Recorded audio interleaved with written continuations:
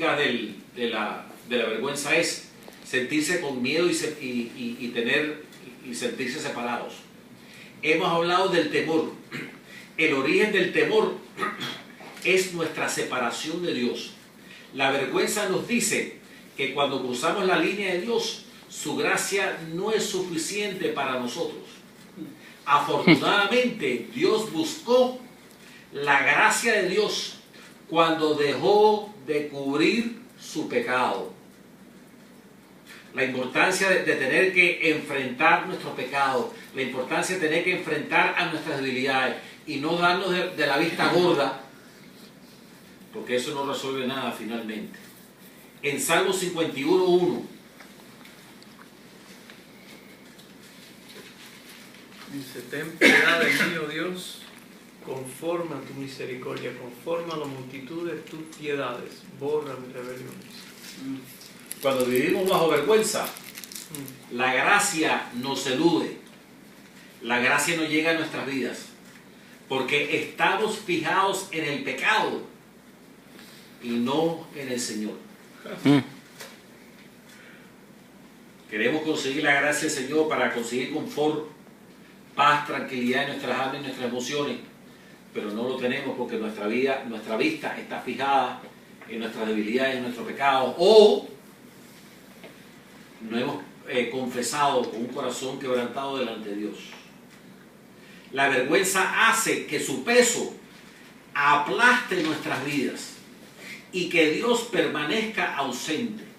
Nuestras cabezas cuelgan y no podemos ver hacia arriba, hacia Dios.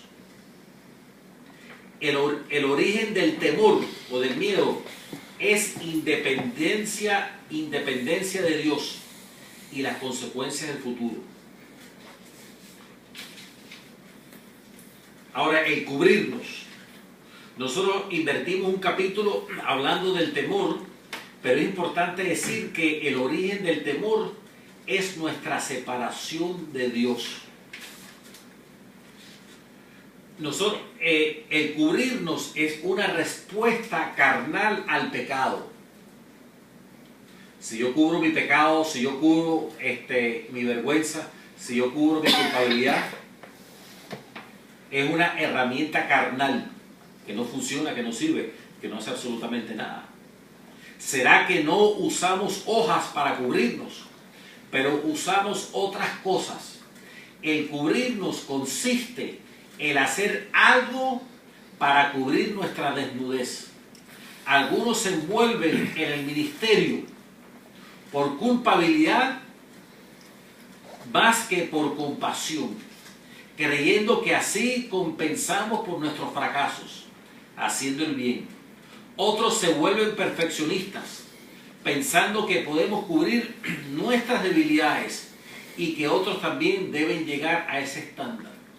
El resultado de nuestra deficiencia en hacer las cosas bien o ser perfeccionista es de que nunca estamos haciendo lo suficiente.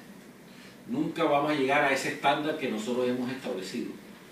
Y nosotros queremos que otras personas lleguen a ese estándar y mucho menos ellos van a poder llegar.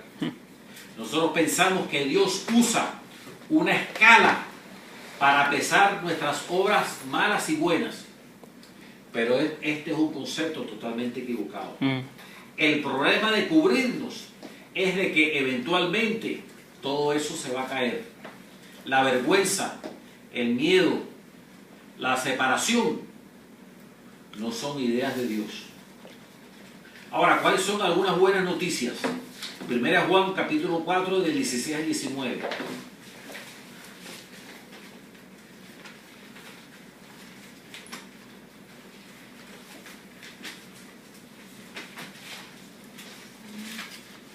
A ver, 1 Juan 4 del 16 al 19. Y nosotros hemos llegado a saber y creer que Dios nos ama. Dios es amor. El que permanece en amor permanece en Dios y Dios en él. Amén.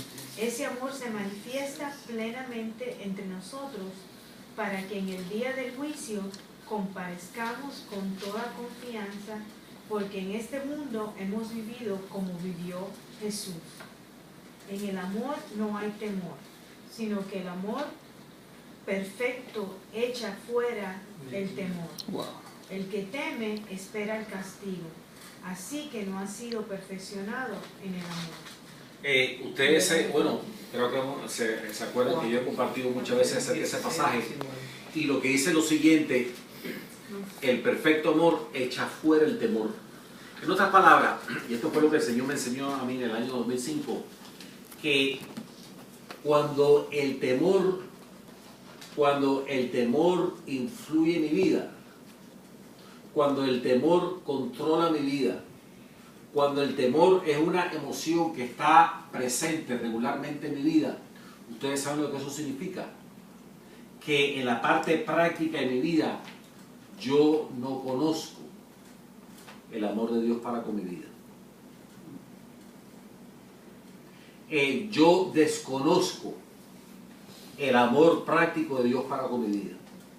Porque si yo he podido experimentar esa cualidad de Dios que es su amor incondicional para con mi vida, ha sido una experiencia. Yo he permitido de que Dios pueda inundar mi corazón de su amor, de su misericordia, de su gracia.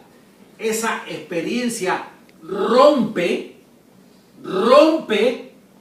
todo tipo de temor. Ese tipo de experiencia destruye lo que es el miedo. Ese tipo de experiencia aniquila, destruye en 1000 pedazos el sentimiento de la vergüenza.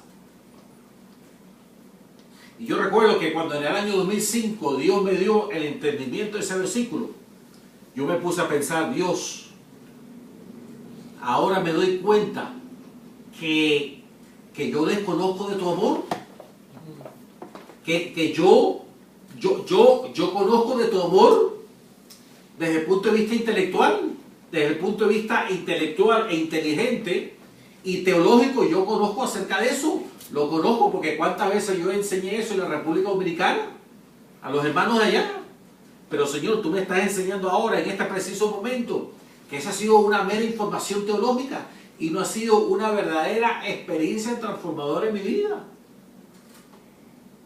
Y yo recuerdo que el libro que el Señor me enseñó acerca de su amor como ningún otro libro en mi vida cristiana, y yo diría que en ese periodo, en el año 2005, fue cuando yo pude experimentar el amor de Dios como nunca antes en toda mi vida cristiana. ¿Ustedes saben cuál fue el libro que Dios usó? El libro de Romanos, desde el capítulo 1 hasta el capítulo 8. Y los primeros 5 capítulos hablan acerca de la salvación. O sea, si yo puedo entender la salvación que Dios me ha concedido a mí y lo ha podido experimentar en mi vida, entonces yo sí puedo entender el amor infinito que Dios tiene para conmigo. Y claro, y en el versículo, en el capítulo 8, más o menos el versículo 32 en adelante hasta el 37, es la parte, es la cúspide, es la cúlmine, es la parte máxima de la expresión del amor que Dios tiene para con nosotros en esos pocos versículos. Y entonces eso a mí me enseñó claramente que yo puedo conocer muchos versículos acerca del amor de Dios, pero si el temor, si el miedo, si la inseguridad, si la incertidumbre del presente y del futuro, si aquellas cosas que yo estoy pasando ahora mismo producen mi inseguridad, producen a mí algún tipo de ansiedad, producen a mí algún tipo de inestabilidad y que yo me siento prisionero de mi situación, tanto el presente y el futuro, yo no conozco el amor de Dios. Yo no conozco el amor de Dios. ¿Qué importa los años que uno esté en el cristianismo? ¿Qué importa cuántas veces tú estás leyendo la Biblia? Pero que la realidad de tu vida no estás conociendo el amor de Dios.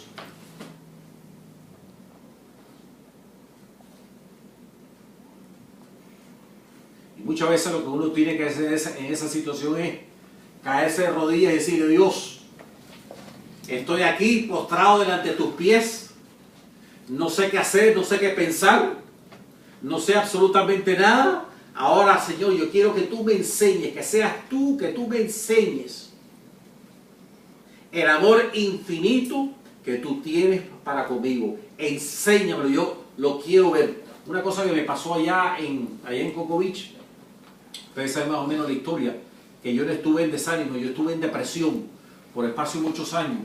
Cuando yo regresé de la República Dominicana en el 99, ya yo estaba desanimado. Pero el desánimo se convierte en depresión y es una espiral que sucede así, ¿no? Que uno baja y uno sigue bajando y uno sigue bajando, que uno no consigue fondo. Y entonces, pero en el año 2005 fue cuando Dios me sacó a mí del estado de depresión que yo me encontraba.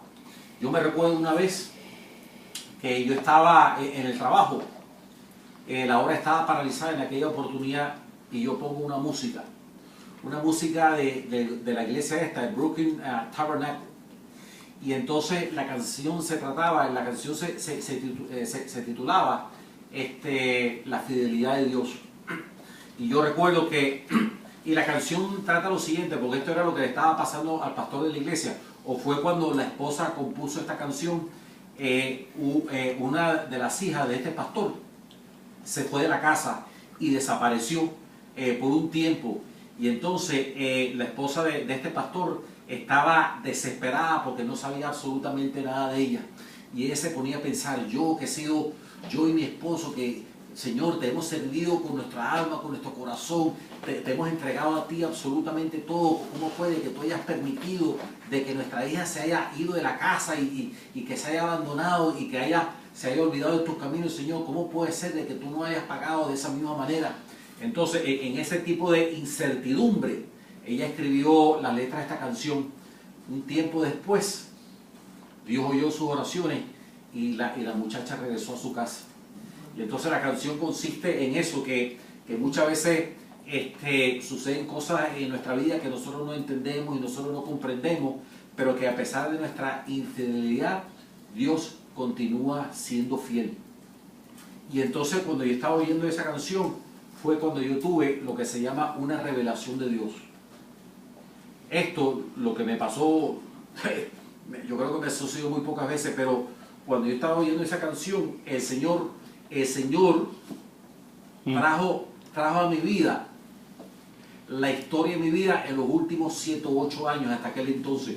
Él hizo como una película de esos 7 u 8 años en cuestión de unos cuantos segundos. Retrospectiva. Exactamente. Y entonces el Señor me dio algo, esta es tu vida en los últimos 7 u 8 años, pero yo quiero que tú te des cuenta que durante todo ese tiempo yo he estado contigo. Amén. Nunca en toda mi vida cristiana lo pude experimentar como aquella oportunidad.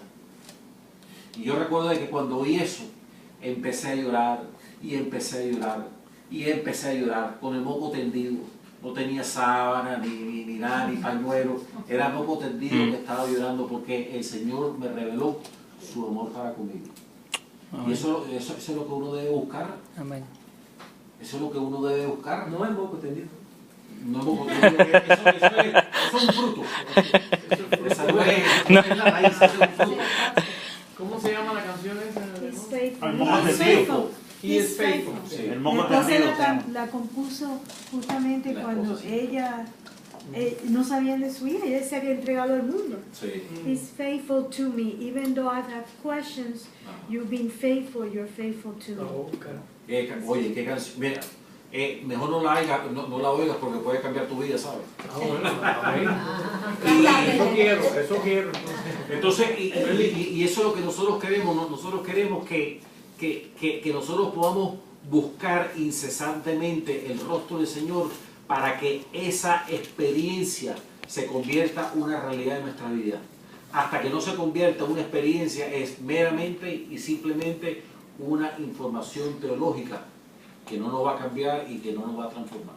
Y ese es el reto que nosotros tenemos. Romanos 8:35.